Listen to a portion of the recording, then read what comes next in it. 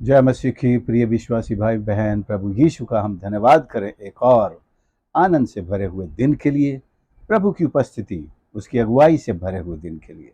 प्रियो, हम ये बात हमेशा ध्यान रखें, प्रभु पर विश्वास करने वाले विश्वासी परमेश्वर की उपस्थिति में ही रहते हैं, परमेश्वर उनके साथ रहता है।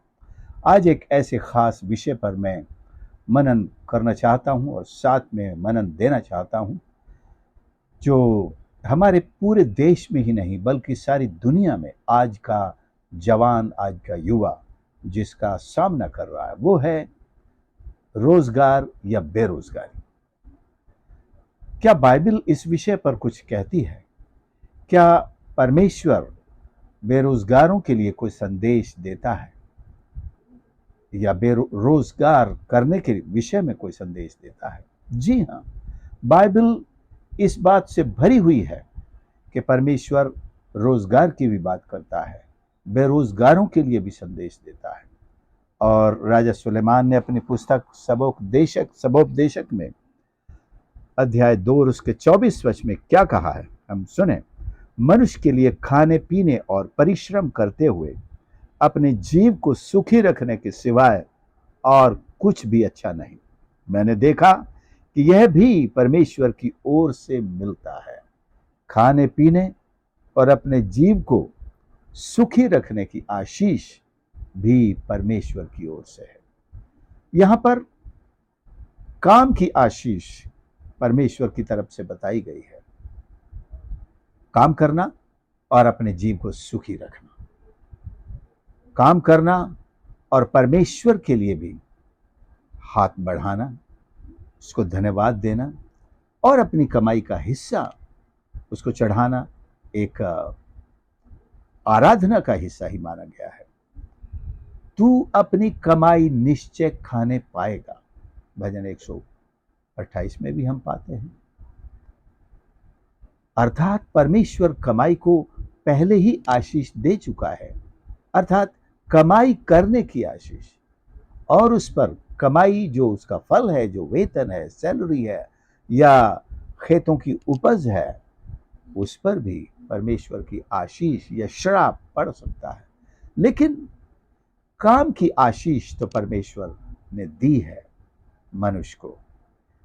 आदम को जब पाप नहीं किया था तो उसे काम की इतनी आवश्यकता नहीं थी। परमेश्वर ने इतनी भरपूरी के साथ उसे खाने पीने और आनंद करने का सब कुछ दिया।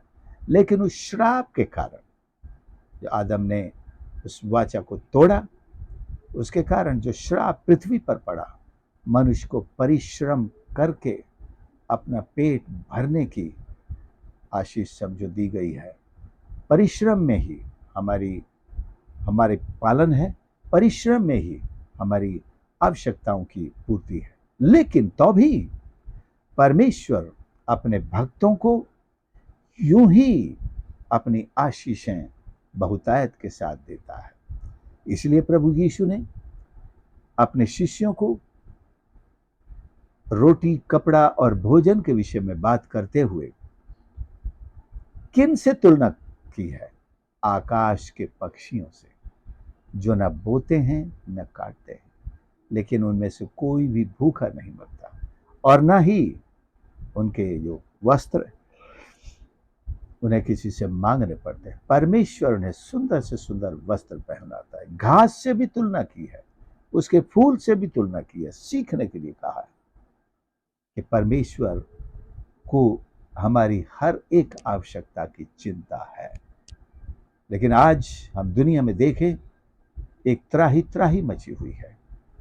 यह श्राप का ही नतीजा है कि आज इंसान कुछ करना चाहता है, अपने आप को खुश रखना चाहता है, अपनी आवश्यकताओं की पूर्ति करना चाहता है, लेकिन हर जगह शासन और प्रशासन में भी शैतान के बैठाए हुए भ्रष्टाचारी जो इंसान की मेहनत को बर्बाद कर रहे हैं, आशीषों को बर्बाद कर रहे हैं, परमेश्वर के नाम की निंदा कर रहे हैं।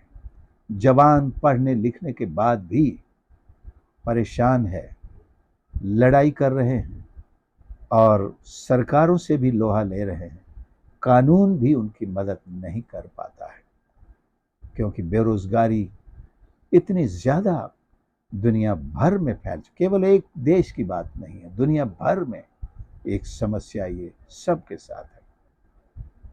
और शैतान ने दूसरी तरफ बहुत से नौजवानों को अपने फंदे में डाल रखा है, उसकी चालाकियों का शिकार बना रखा है और बुरी बुरी आदतों को एक एस्केप के रूप में एक मार्ग दे रखा है। लेकिन परमेश्वर हमसे ये आशीष की बात करता है कि हमारे हाथों को उसने बनाया है, तो उसने हाथों के लिए काम भी बनाया है। अब कोई ये चाहे कि मुझे अपनी मनपसंद काम ही मिले तो ही करूंगा, या अगर ये काम मिलेगा तभी करूंगा, ऐसा हमें नहीं सोचना चाहिए। जब तक हमें अच्छे से अच्छे काम ना मिले तब तक जो भी काम मिलता है हमें कर लेना चाहिए। मैं भी इस ऐसे अनेक दौर से गुजरा हूं, एक बार नहीं अनेक बार, जब मुझे कुछ न कुछ बहुत छोटे छोटे काम करने पड़े, जब मुझे अपने आप को छिपा करके काम करने पड़े कि कोई देखेगा तो पूछेगा, अरे तुम ये काम कर रहे हो, तो मैं अपने आप को जरा छिपा करके ऐसी मेहनत के काम किया करता था। लेकिन कई लोग उस अवस्था में भी अप्रिशिएट करते थे, और जो मैं मेरा मेहनताना होता था वो मुझसे उसे दुगना दे जाया करते थे। तो ऐसा भी एक एप्रिसिएशन मैंने उन्हीं लोगों में देखा। हम क्या करें? हम हाथ पर हाथ धर कर बैठे रहें कि सरकारें हमारे लिए कुछ करेंगी, हमारे मंत्री, हमारे नेता हमारे लिए कुछ करेंगे, ये एक बहुत बड़ी भूल होगी। नीति वचन 6 और उसके 9 से 11 को हम देखें। नीति वचन अध्याय 6 9 से 11 लिखा है, हे आलसी, ये उस इंसान के लिए है जिसके पास रोजगार नहीं है और रोजगार के पाने की चिंता में उसने और कुछ करना सब छोड़ दिया, नहीं करेगा। आलस, सो रहा मैं, जब तक सरकार से कॉल लेटर नहीं आएगा तब तक मैं कुछ नहीं करूंगा। हे आलसी, चींटियों के पास जा, उनके काम पर ध्यान दे और बुद्धिमान हो जा। उनके न तो कोई न्याय होता है, वो किससे नौकरी पाती हैं, वो किससे लेटर ऑफ अपॉइंटमेंट उन्हें मिलता है। सुनिए, ना कोई प्रधान है और ना प्रभुता करने वाला, तो भी वे अपना आहार धूप काल में संचय करती हैं, कटने के समय अपनी भोजन वस्तु बटोरती हैं। हे आलसी, तू कब तक सोता रहेगा? उठ, और काम नहीं मिलता है तो तू काम बना, अपने लिए भी और औरों के लिए भी। हो सकता है तेरे एक नया काम शुरू करने से किसी और को भी तेरे द्वारा काम मिले। एक बहुत सुंदर पद यहां मैं उल्लेख करना चाहता हूं, वो पहला कुरिन्थियों 10 का 13, बहुत शानदार एक पद है उन सारे बेरोजगारों के लिए जो कुछ करने की इच्छा रखते हैं और कुछ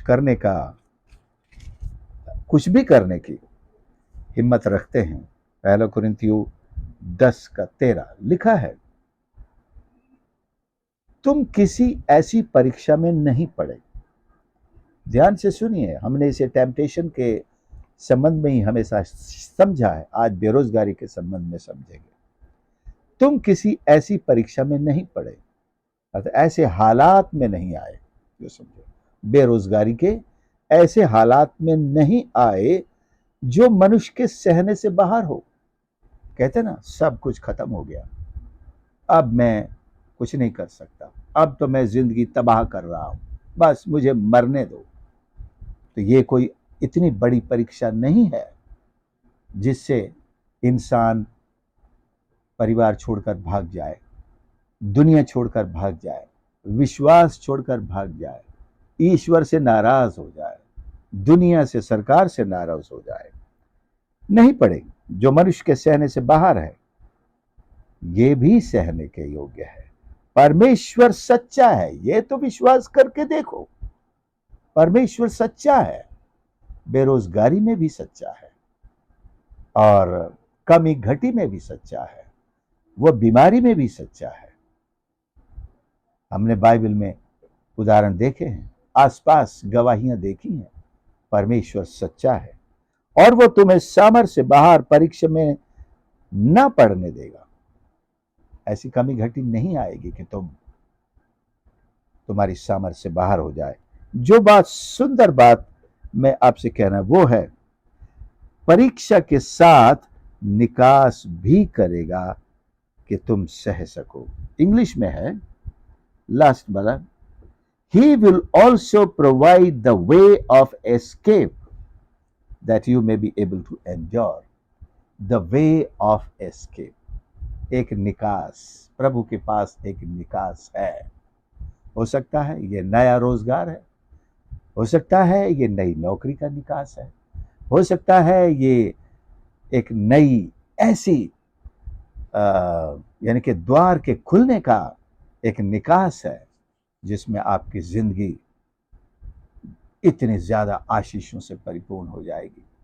नए बिजनेस का निकास हो सकता है, नई सहायता का निकास हो सकता है, एक नया रास्ता आपके सामने खुलने वाला है, एक नया द्वार आपके खुलने वाला है। केवल परीक्षा या टेम्पटेशन या सताव के सिलसिले में ही इस पद को समझकर यही हम बंद न कर दें। हम आज बेरोजगारी के दृष्टिकोण से भी इसे समझेंगे। ठीक है, एक नौकरी चली गई, एक बिजनेस फेल हो गया, एक काम हमारा ठप हो गया, किसी ने हमको निकाल दिया, या हमारा सब कुछ हम खर्च कर चुके हैं। परमेश्वर क्या कहता है? वो परीक्षा के साथ निकास भी करेगा। ये परीक्षा है, ये परीक्षा ही है। बेरोजगारी, सताव, आजमाइशें और बैंक्रप्सी, सब कुछ तबाह हो जाना, भस्म हो जाना, सब छोड़ के चले जाना, ये सब एक परीक्षा ही है। लेकिन ये जो टैग इसके लास्ट में है, हैशटैग कहिए, कुछ भी कहिए, सामर्थ्य से बाहर परीक्षा में नहीं पढ़ने देगा, और ये बात वरन परीक्षा के साथ निकास भी करेगा, परीक्षा से भी निकास करेगा। और ही विल प्रोवाइड, इंग्लिश का आपको बहुत ज्यादा प्यार लगे, हिंदी में जो है वो थोड़ा समझने में उतना यानी कि नहीं आ रहा होगा, लेकिन ये समझिए, he will provide a way out. अर्थ है वही है, वो एक निकास का मार्ग प्रदान करेगा। सो परमेश्वर के वादे से बढ़कर और क्या वादा हम चाहते हैं? भजन 118 क्या कहता है? बाइबल की सबसे सेंट्रल वर्स क्या है? 8-9, 118 का 8 या 9, यहोवा की शरण लेनी मनुष्य पर भरोसा रखने से उत्तम है। बेरोजगारों के लिए है। यहोवा की 10वीं, यहोवा की शरण लेनी प्रधानों पर भी भरोसा रखने से उत्तम है। मनुष्य और प्रधान, हम ठोकर इसीलिए तो खाते हैं, हम मनुष्य पर भरोसा करते हैं, प्रधानों पर, सरकारों पर, प्रधानमंत्रियों पर, राष्ट्रपति पर भरोसा करते हैं। अब तो हमारी पसंद की सरकार आ गई, अब तो नौकरियां ही नौकरियां, अब तो हमारे खाते में यूं ही लाखों रुपए चले आएंगे। हमने बहुत भरोसा किया, बहुत भरोसा, सिंसियरली, और हमने वोट भी डाल दिया इसी भरोसे पर। क्या हुआ? हमको श्राप उठाना पड़ा। क्या लिखा? श्रापित है वो। हम श्रापित हो गए।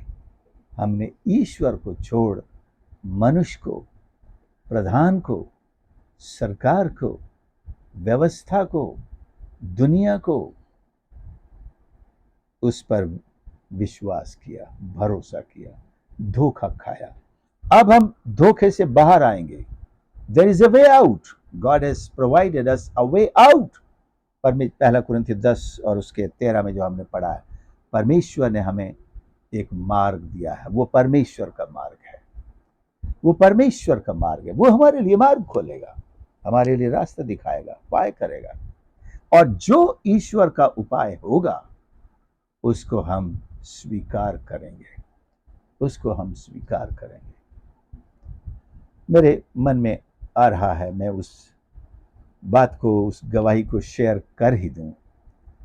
जब मेरे पास पैसा खत्म हो गया और घर से भी पैसा मिलना कठिन हो गया, क्योंकि फसल आने में अभी 2-3 महीने बाकी थे, दूसरा कोई उपाय नहीं था।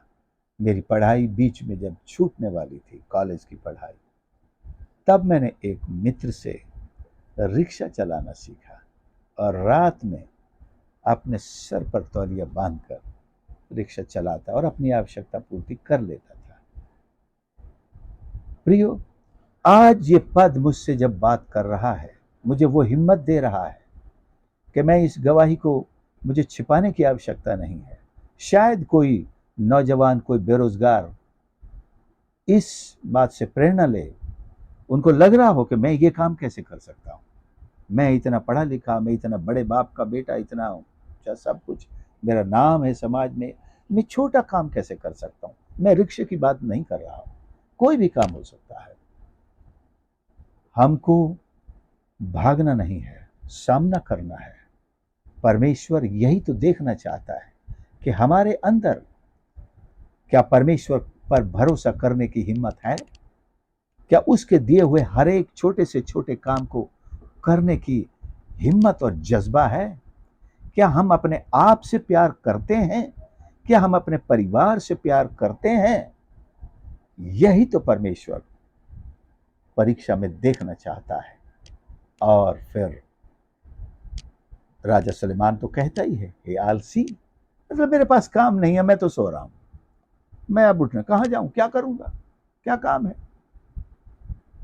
उठ, चींटियों को देख, उनके कोई प्रधान नहीं है, उनका कोई लीडर नहीं है, उनकी कोई सरकार नहीं है जो उनको भोजन देती है, उनका कोई प्रधानमंत्री नहीं है जो उनको वादे करता हो कि मैं तुम्हें खिलाऊंगा, हर महीने तुमको 20 किलो अनाज दूंगा। ये परमेश्वर के वचन में चींटियां एक एग्जाम्पल के रूप में हम विश्वासियों को बताई जा रही हैं। क्या अभी भी आप किसी की भविष्यवाणी सुनने के लिए लेटे हुए हैं, बैठे हुए हैं कि कोई मुझे बताए मैं क्या करूं, कोई भविष्यवाणी करे, मेरा भविष्य क्या है। हे आलसी, उठ और उस काम में लग जा जो परमेश्वर तेरे हाथ को देगा, देगा, निश्चित देगा। हम प्रार्थना करें, हमें प्रार्थना की आवश्यकता है, हमें परमेश्वर से मांगने की आवश्यकता है। उसने सिखाया, हमें प्रतिदिन की रोटी आज हमें दे। परमेश्वर हमें प्रतिदिन रोटी देता है, लेकिन साथ में उसने मांगना भी सिखाया है। इसका मतलब ये नहीं है कि हम सुबह उठ करके अपने हाथ आसमान की तरफ उठाकर कहें, टपका दे प्रभु मेरी रोटी, और एक ब्रेड बटर जैम और चाय का प्याला ऊपर से टपकेगा।